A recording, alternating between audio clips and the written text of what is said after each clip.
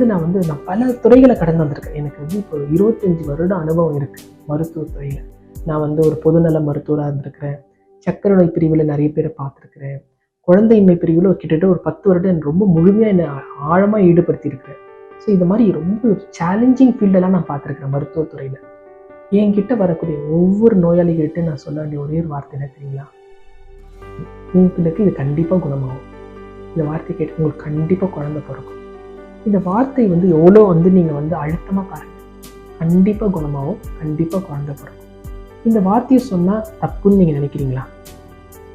இதை பார்க்க உங்களுக்கு யாருக்குன்னா ஏதோ ஒரு நோய் இருந்து என்கிட்ட உட்காந்து ஒரு ஆலோசனை எடுக்கிறீங்க, ஒரு வைத்தியம் பார்க்க வந்திருக்கீங்கன்னா, இது ஒரு 30% உங்களுக்கு குணமாயிடும். ஒரு 30% உங்களுக்கு குழந்தை பிறக்க வாய்ப்பு இருக்குன்னா உங்களுக்கு என்ன விதத்தில் சந்தோஷம் இருக்குங்க, என்ன விதத்தில் நம்பிக்கை இருக்குங்க, எந்த விதத்தில் இந்த சிகிச்சைக்கு நீங்கள் முன்னுக்கு வருவீங்க? மாற்றுதெல்லாம் இப்படி சொல்றதுனால என்ன அந்த நோயாளிக்கு நம்ம ஒரு தப்பான வழிகாட்டுதலை கொடுத்துட்டோம்.